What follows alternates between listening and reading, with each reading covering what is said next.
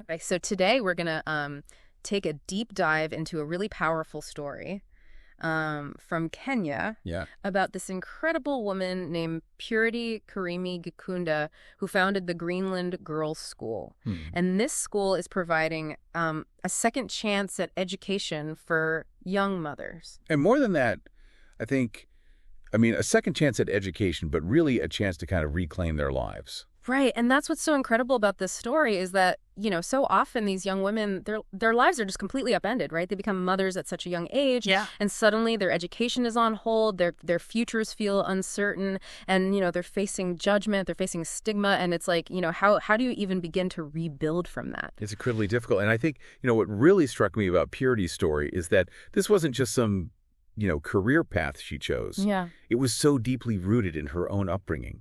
Just imagine this. Both of her parents were educators in Ngani village. And so from a very early age, she's seeing firsthand the transformative power of education. But it goes even deeper than that. Her parents instilled in her this deep sense of social responsibility. And they would actually, bring her along on trips to neighboring villages where they were providing health education and things like that. Oh, wow. So she was exposed to the realities of her community from a very young age. That's amazing. Like you said, it's more than just a career choice. It sounds like she was almost raised with this sense of social justice in her DNA. Exactly. Yeah. And you see that reflected in everything she does.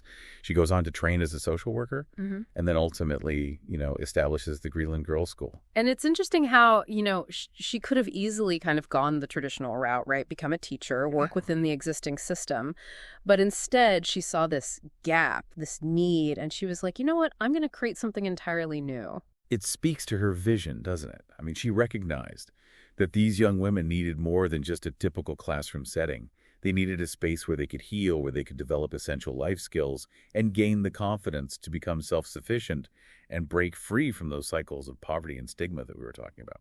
Yeah, and that's what's so remarkable about the Greenland Girls School. It's like, yes, they're getting that education, they're catching up on their studies, but it's so much more than that. Oh, absolutely. They're learning financial literacy, they're learning business skills, they're learning practical skills like beekeeping, which is incredible, right?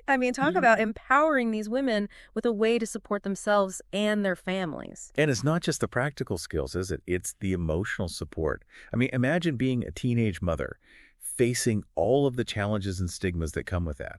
Greenland provides counseling, parenting workshops. They create this incredible sense of community where these young mothers feel seen and heard and supported. Right. They're not just students, right? They're young mothers, they're individuals who've been through incredibly challenging experiences. And it sounds like Purity really understands that in order to truly empower them, you have to address every aspect of their lives. Absolutely. It's that holistic approach that makes Greenland so impactful.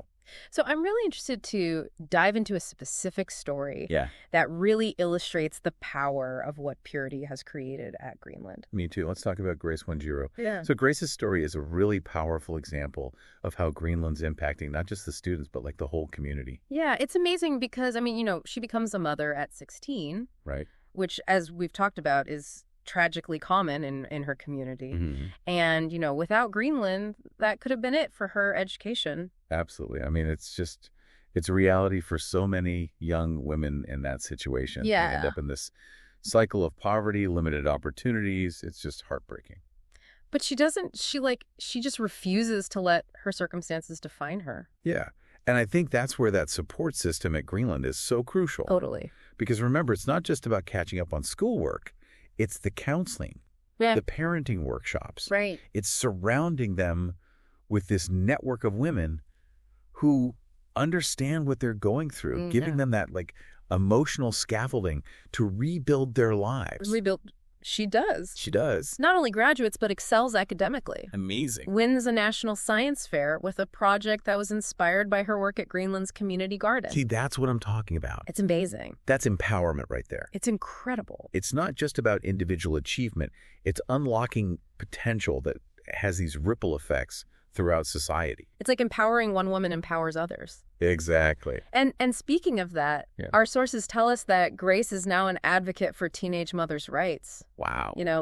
Challenging the very stigmas that she faced. That's powerful. Can you imagine how empowering that must be for the girls walking through the doors of Greenland today? To see someone who's been in their shoes, right? Yeah. It dismantles those narratives that limit what they believe is possible. Right. It's like this message of hope Yeah. and a testament to what happens when you believe in someone's potential, even when they might not see it themselves. Yeah, and it all goes back to Purity's vision, to Right. create this space where these young women, they're celebrated for their strength and resilience. It's incredible. It makes you think of, it's easy to get overwhelmed by the challenges in the world. Yeah. But then you hear a story like this, and it's just this reminder of the power of human resilience, the potential for change. Inspired. The ripple effect of even the smallest acts of kindness. Absolutely. So I guess it makes you wonder, what does this all mean for us, even those of us who aren't in Kenya? Yeah. Yeah, what are the Greenland Girls Schools, in our own communities? Where are those pockets of support? And are we doing enough to kind of, champion them? And are we even aware of them? I think that's part of it, too. Right. It's not just about replicating this exact model. Yeah. But it's recognizing that these issues, they're universal. Lack of education, societal stigma, limited opportunities. These aren't confined to a specific place. Right. It makes you kind of look inward and be like, okay, so what can we do? Exactly. What can we do right here? And it doesn't have to be these grand gestures either, right? No, not at all. It can be small things. Absolutely. Like just starting with awareness. It starts with awareness. Right. Challenging our own biases. Being willing to learn. Yeah. And educate ourselves about these issues. Exactly. And I love what you said about amplifying the voices of those who are being silenced. Because they're out there. Right. And then, maybe it's supporting organizations like Purities. Maybe it's, raising awareness among our own friends and family. Maybe it's volunteering our time or resources to organizations right here in our own communities that are working to empower women and girls. There's so many ways to make a difference. Yeah. We talk a lot about the power of education on this show. We do. And Purity's story is the embodiment of that. It really is. It's more than just acquiring knowledge, right? It's about opportunity. Yeah. It's about breaking cycles. Yeah, it's about, like you said, providing that opportunity Yeah. to become the architects of your own future.